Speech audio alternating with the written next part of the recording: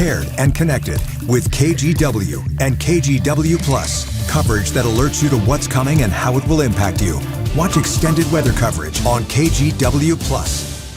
The KGW Plus TV app, streaming 24/7. Local news from the team you trust. Track how the weather will impact your day. Breaking news, live from the scene. All the local news you need. KGW Plus. Download on your TV and watch for free.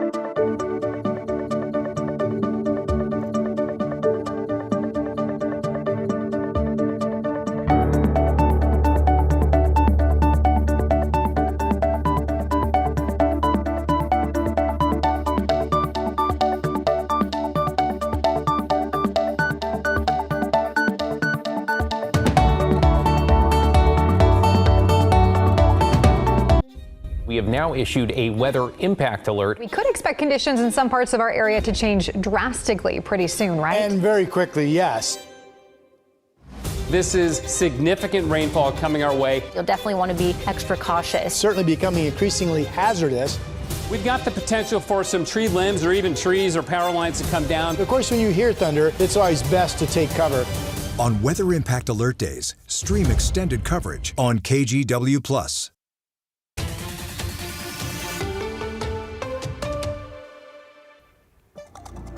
Well, thanks for joining us. I'm David Molko. Our top story this half hour, a major announcement surrounding the future of the Rose Festival. Take a look. Welcome to the magic of the Care Oregon Grand Floral Starlight Parade. All right, there on one side, you know what this means, the big change, the Grand Floral Parade and Starlight Parade will now happen on the same day, not at the same time. It's Saturday, June 6th. The festival's board chair broke the news this afternoon and explained what went into that decision. This unified parade allows us to create a bigger, bolder, and more immersive experience during America's 250, while continuing to offer it for free and accessible to everyone. Yeah, there's a cost component there that's far from the only change. The Fred Meyer Jr. Parade will now move to Saturday, May 30th. The Rose Festival says this will allow more people to participate in the largest and longest children's parade in the country. Be here before we know it. All right, let's take a live look at Portland from our Rose City Sky Camera this evening. The rain has returned after an unusually dry stretch of January weather. It feels good, though. Matt's here tracking how much more we can expect in our first forecast. Matt? Yeah, there are no big amounts that are coming our way, David, but we'll get a little bit over the next few days and the beginning of next week, too. And then it really warms up again. Timberline, though, this is perhaps the best news I can offer you. There's been new snow. Okay, it's only an inch. You know, normally this time of the year we're measuring the snow in feet, but it's an inch. We'll take it. 31 degrees. There'll be a few more inches on the way over the days ahead. Meanwhile, in downtown Portland, looking out over Providence Park, we're at 49 degrees here. However, the temperatures really vary depending on exactly where you are in the metro area. Look at this. It's 51 in Beaverton, 51 in West Lynn, but only 42 in Troutdale because we still have a light east wind taking this cool air that's trapped in the Central Gorge. Only 36 at Trout Lake, 40 at Parkdale. That's coming through the gorge and into the east metro area to about downtown. And then once you get away from downtown, it's in the mid-50s. So when will the rest of us warm up into the 50s? How about tomorrow? By about 11 a.m., we punch into the 50s, get into the low 50s.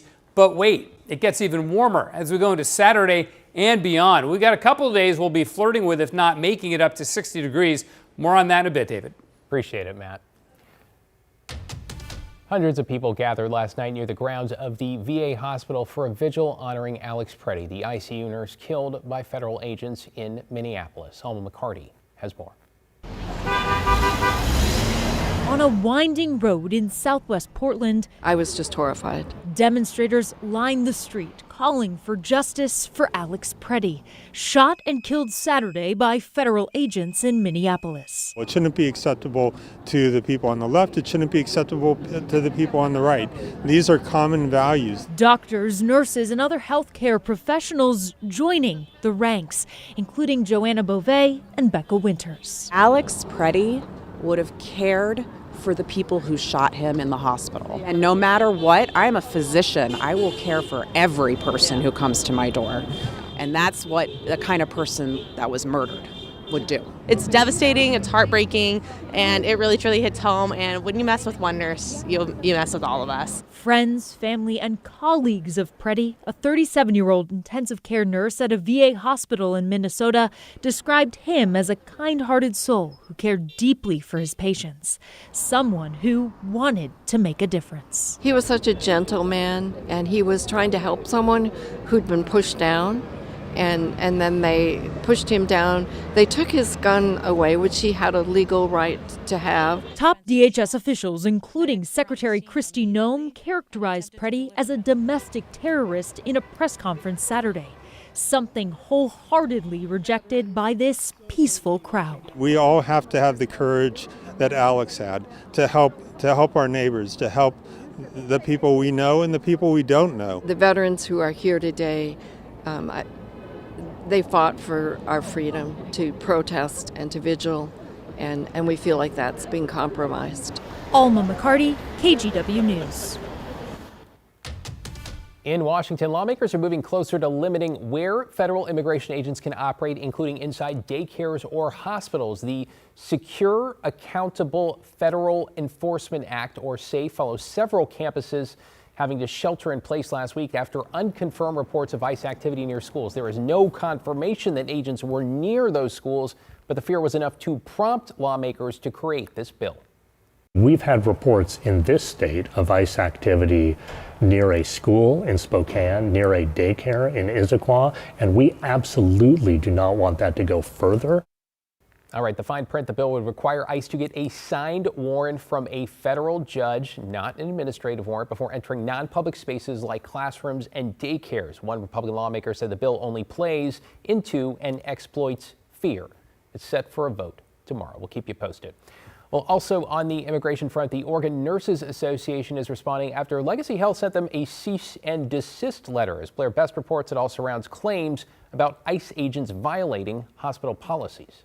As immigration enforcement efforts spark nationwide unrest, local frontline workers at Legacy Emmanuel Medical Center are speaking out over ICE agents entering the hospital. ICE isn't following the practices that Legacy has. Peter Starzinski works for the Oregon Nurses Association. That's the union representing Legacy's healthcare staff. Not being properly identified, wearing plain clothes, being in areas that they're not supposed to be, where they could potentially see protected patient health information, and perhaps most alarmingly, that ICE agents have been hurrying care, at sometimes disregarding the advice of providers. Starzinski says staff has reported their concerns to the hospital, and in a December 10th letter, ONA asked to meet with Legacy Health leaders. But they got no response. They have no positive response. ONA took it a step further and sent Legacy Health a binding agreement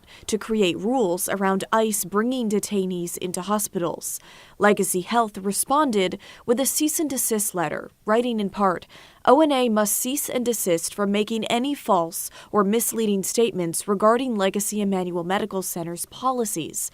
We see it as irresponsible for ONA to fuel such allegations without working through them constructively as partners at Legacy. We don't believe anything that we've shared publicly is misinformation, so we're not going to back off. In a statement to KGW, Legacy Health said in part, to date, no ICE officers have entered our facilities unless accompanying a patient in custody. They went on to criticize ONA, writing in part, by sharing this letter with the media rather than providing the information requested by Legacy Health, ONA is proving that they are more interested in publicity than in partnering with Legacy Health. That's just false. Our goal is to create a healthcare environment where everybody, no matter what their immigration status is or whether they're in detention to get the highest quality of care. Well, Blair Best reporting there. Meanwhile, the Washington Attorney General's office is trying to close what it calls a loophole in state law. Strangers are taking control of estates of people who have died without a will, selling homes and pocketing the profits. Grieving families have no idea it's happening, the AG says, because anyone can file to take control after 40 days. New legislation was introduced at a hearing yesterday to put an end to it. Testimony focusing on people like John Elliott and his associates, who authorities say seized control of more than 200 estates of dead Washingtonians over 5 years. After identifying homes that appeared to be unlived in, they would do quick internet searches to find out that the owners had died and that no one had launched a probate. They themselves would then go launch the probate. The Attorney General sued Elliott and won the case last year, with a judge ordering a $7 million penalty in fees and restitution. This bill aims to give grieving families more transparency around the probate system. Lawmakers are expected to discuss it at an executive session later this week. We'll keep you posted on that one as well. In an update, a proposal to ban foie gras from being served at restaurants in Portland failed to advance out of committee, but could come back. Foie gras, of course, made from the enlarged liver of a duck or goose and can involve force-feeding animals in some cases. Typically looks like this under the proposal. If a restaurant were caught selling foie gras after a warning, it would be fined up to $5,000.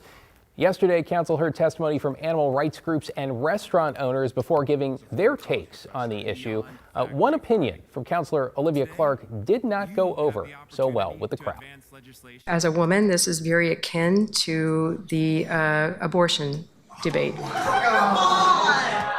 I'm very pro-choice, and if you don't, okay, I'll take back my comments about comportment. If you don't believe in something, then don't force me. Don't force my behavior. Truly. If we can't solve the big picture problems because the institutions and the political base is not there to end factory farming writ large, doesn't mean we can't make a difference in some part of it. There were questions here as well as whether councilors should be prioritizing this issue among other things. Councilor Mitch Green, who introduced the proposal, says he now plans to use a method that bypasses committee to try and get it voted on by the full council. Still ahead, more than 15 years together on the ice and a connection built far from the rink. From a secret beach proposal to Olympic gold, a figure skating power couple gets ready once again for the Winter Games. And as we head to break, we'll leave you the view from our Wells Fargo sky camera. Beautiful night in the Rose City. Matt's full forecast coming up.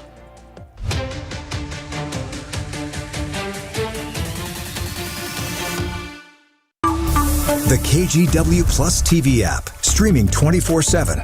Local news from the team you trust on your time. Track how the weather will impact your day. Certainly becoming increasingly hazardous. Extended, continuous coverage of breaking news, live from the scene. That snowpack is still heavy. Go deeper with in-depth interviews and exclusive reporting. All the local news you need, live or on demand. KGW Plus. Download on your TV and watch for free.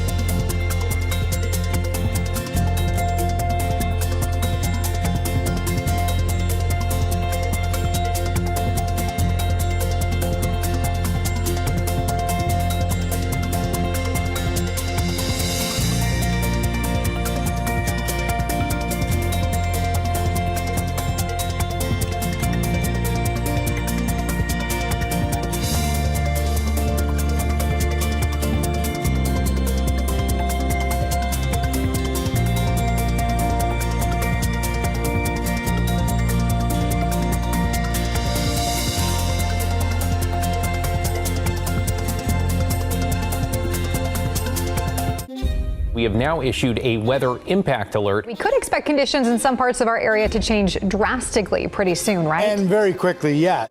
This is significant rainfall coming our way. You'll definitely want to be extra cautious. Certainly becoming increasingly hazardous.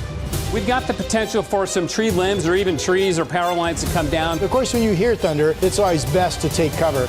On Weather Impact Alert Days, stream extended coverage on KGW Plus.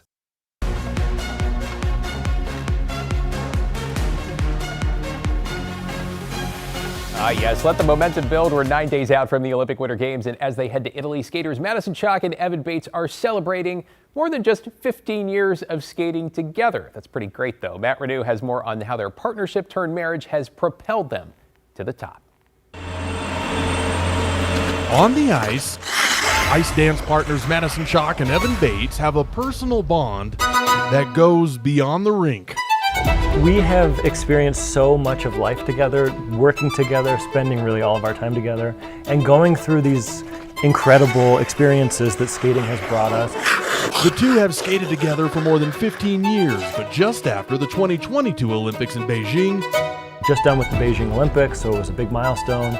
We were doing this tour with Stars on Ice where we were going across the country. Bates, who's used to the pressure of being an elite figure skating athlete, had to steady his nerves. I knew the answer. I thought I knew what the answer was going to be, but still nonetheless, very sweaty palms. For a surprise proposal on a beach in Thailand to his ice dance partner. Shaky voice, very nervous, even though it was just the two of us.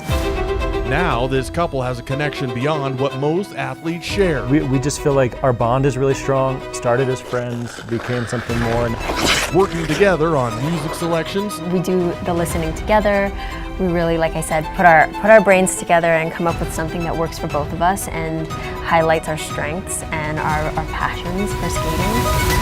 With Madison designing their costumes, even for their competitors. She's designed costumes for herself, for me, and actually for some of the competitors in our discipline as well. So she's really a highly sought after designer. It's a partnership that works. They're the #1 ranked ice dancers and Olympic champion.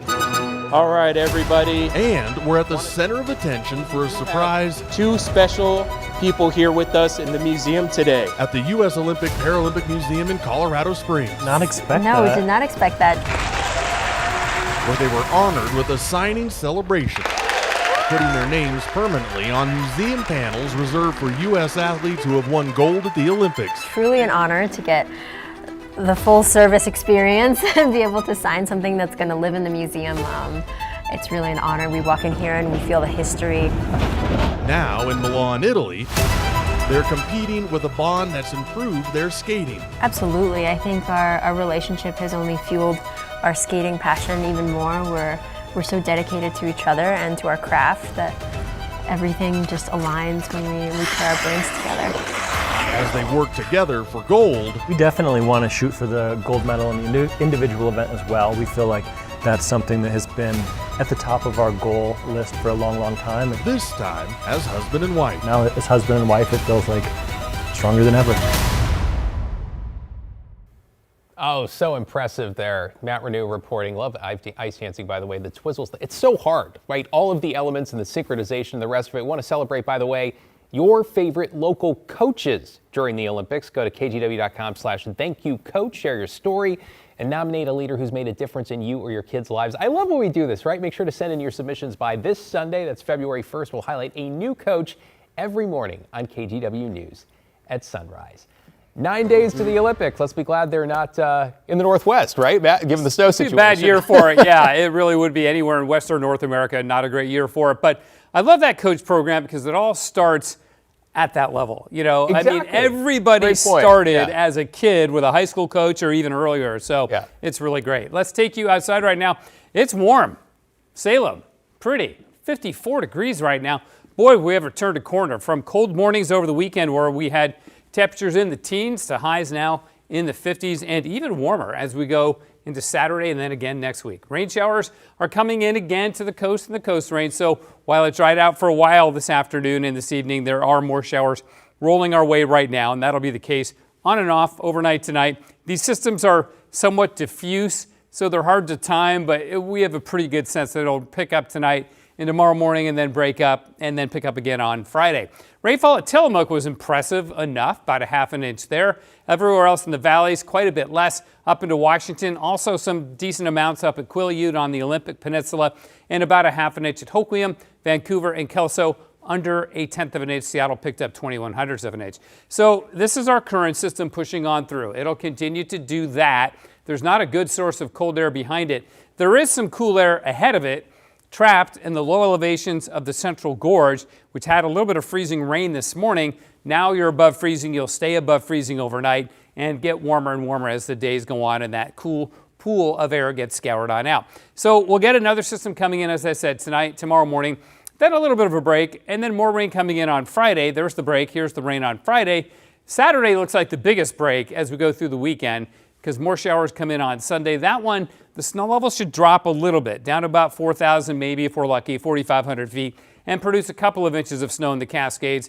And I think we'll end up with light rain on Monday and cloudy weather. So for the groundhogs and those watching the groundhogs, it looks like a cloudy affair for us. Then offshore winds and warm weather for the middle of next week. Now, towards about Thursday and Friday, there are a couple of systems that may begin to impact us. We'll have to wait and see. Not all the models agree with that actual solution. I'll show you in just a second. But the snowfall forecast, again, not that impressive, 1 to 3 inches here for us. So we got warm weather next week, dry on Saturday, okay? And then rain on Sunday and Monday. And then after that, it looks like high pressure builds in and really comes on strong for the middle part of next week. 45 our high today. We look around the state. We had 60 in Roseburg, 60 at Coos Bay, North Bend, and Gold Beach, 52 in Pendleton. Outside right now in Portland, it is 43 and the freezing level, 6,300 feet. On the Oregon coast, it'll be rainy, it'll be breezy tomorrow with gusts as high as 40 miles an hour on the north coast. You get down around Newport, those gusts will be about 25 miles an hour, so pretty big gradient there, if you will. Morning showers in the valleys, and then it dries out, but highs will be in the mid-60s. And boy, the overnight lows, I think this is where we're really going to notice the difference, staying in the 40s as opposed to dropping into the 20s or even lower like they did on Sunday. Rain and snow showers in the Cascades, the dividing line about 5,000 feet, which means most of the ski runs, Timberline and Meadows, will be getting snow. Won't be a lot, but we'll freshen things up a bit, 1 to 3 inches. Mostly cloudy with showers in central and eastern Oregon, 52 at Pendleton, and about 44 in the Grand. And in the Gorge, east winds, they just don't want to give up. They're very, very they're very, very tough, trying to say. 48 Cascade Locks, only 45 in Hood River. But again, the lows will be above freezing. And showers overnight tonight, rain in the morning tomorrow, and then it breaks up. We get showers on Friday. Saturday, partly sunny and 59. Still in the mid-50s, even with the showers on Sunday and Monday. Then Tuesday and Wednesday looks clear, and we're up to about 60 or 61 for the middle part of next week. So pretty amazing for early February. Yeah, we're kind of all over the place here. Yeah. Appreciate it. Yeah, you bet. You know, rain, a little bit of sunshine, we need it. Still ahead, a touching surprise for Washington father that's quickly going viral after he realized what was waiting for him outside the home of the Seattle Seahawks. The KGW Plus TV app, streaming 24/7. Local news from the team you trust on your time. Track how the weather will impact your day. Certainly becoming increasingly hazardous. Extended, continuous coverage of breaking news live from the scene. That snowpack is still heavy. Go deeper with in-depth interviews and exclusive reporting. All the local news you need, live or on demand. KGW Plus. Download on your TV and watch for free.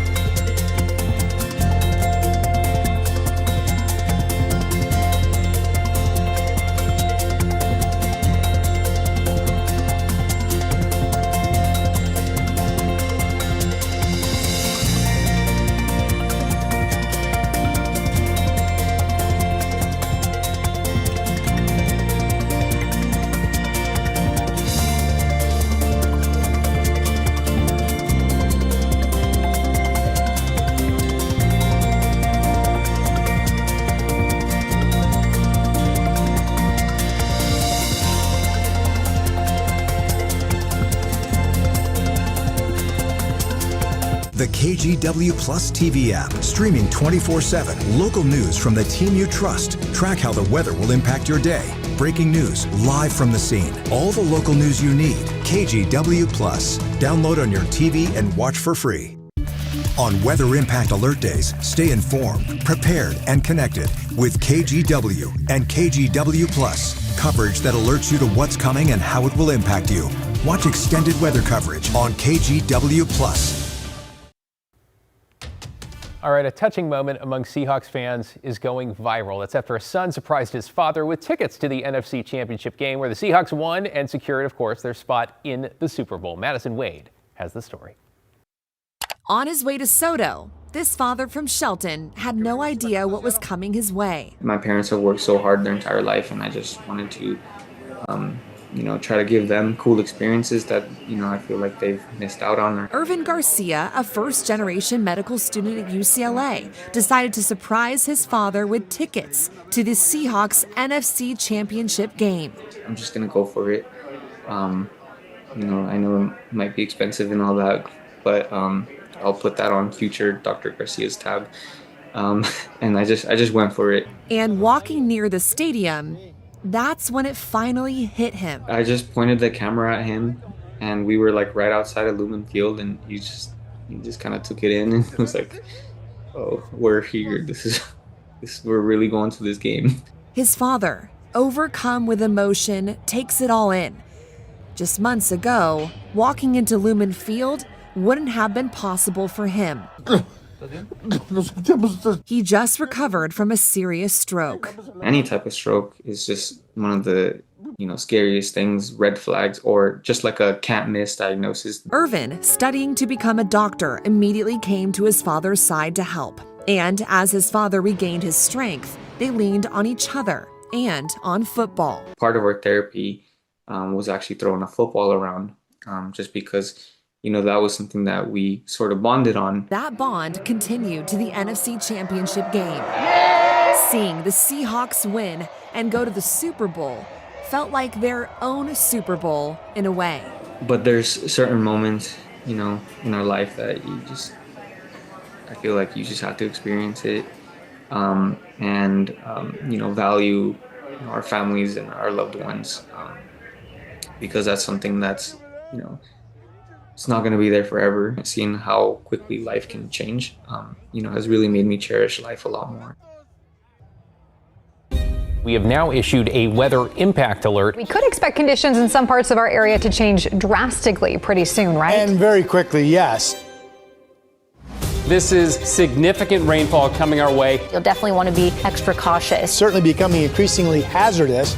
We've got the potential for some tree limbs or even trees or power lines to come down. Of course, when you hear thunder, it's always best to take cover. On Weather Impact Alert Days, stream extended coverage on KGW+.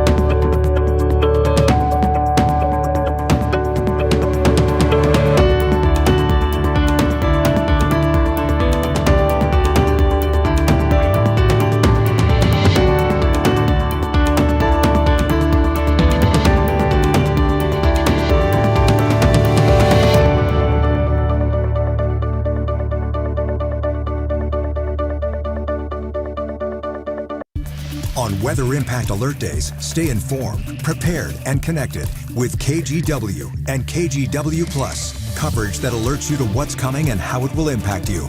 Watch extended weather coverage on KGW+. The KGW Plus TV app, streaming 24/7. Local news from the team you trust. Track how the weather will impact your day. Breaking news, live from the scene. All the local news you need. KGW Plus. Download on your TV and watch for free. We'll stick around for another full hour of local news and weather coming up in just 2 minutes. In the meantime, let's check out the view of Timberline Lodge. A little bit of snow, not that much, but when's that stopped anyone, right? Feeling stoked. Your top stories are straight ahead.